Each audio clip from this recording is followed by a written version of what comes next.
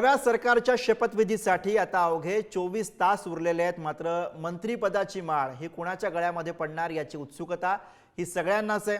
महाराष्ट्रामध्ये कोणत्या विभागातनं कोणाला मंत्रिपद मिळू शकतं याचा आढावा आता आपण या निमित्ताने घेणार आहोत। विदर्भामधनं प्रतिनिधी जितेंद्र शिंगाडे सध्या आपल्या सोबत आहेत। जितेंद्र, खरं तर विदर्भाला बहुमान या सगळ्या मंत्रिमंडळामध्ये मिळतोय, तो म्हणजे अर्थातच विदर्भाचे सुपुत्र असलेले देवेंद्र फडणवीस हे मुख्यमंत्री होत आहेत। मात्र विदर्भामध्ये असे कोणते नेते आहेत ज्यांचा क्लेम प्रामुख्याने या सगळ्या मंत्रिपदावरती दिसतोय, कोणाच्या नावाची विशेषत्वाने विदर्भामध्ये चर्चा सुरू आहे?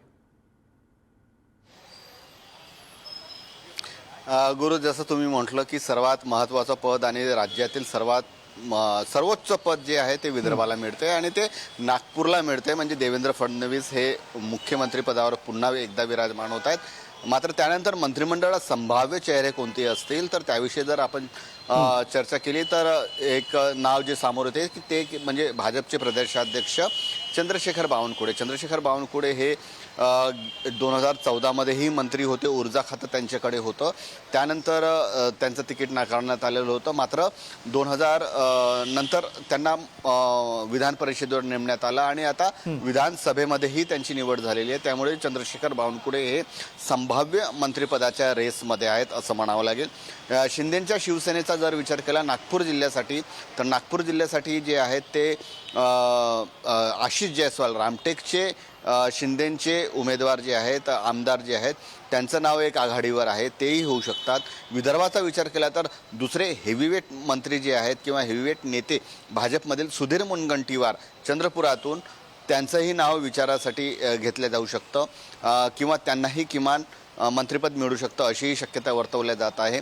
दुसरं गडचिरोलीचा जर विचार केला तर गडचिरोलीमध्ये धर्मराव बाबा आत्राम हे जे आहेत ते राष्ट्रवादीकडून जे आता विद्यमान मंत्री होते त्यांनाही पुन्हा मंत्रिपदाची शक्यता आहे। त्याचबरोबर भंडारा गोंदियामध्ये जर विचार केला तर भंडारा गोंदियामध्ये नरेंद्र भोंडेकर असतील यांच्याही नावाचा विचार केला जाऊ शकतो। त्याचबरोबर संजय कुटे हे देवेंद्र फडणवीस यांचे निष्ठावंत मानले जातात, त्यांचे विश्वासू मानले जातात। जळगाव जामोदमधून त्यांचा विजय झालेला आहे, बुलढाण्यामधून त्यांचाही नावाचा विचार केला जाऊ शकतो। त्याचबरोबर अमरावतीमधून जर अपक्षांचा जर विचार केला, अपक्ष जे समर्थन दिलेलं आहे तर युवा स्वाभिमानी पक्षाचे रवी राणा यांचाही विचार केला जाऊ शकतो। रवी राणा हे गेल्या अनेक वर्षापासून देवेंद्र फडणवीस यांचे कट्टे समर्थक आहेत। त्यांच्या पत्नी रवी राणा नवनीत राणा या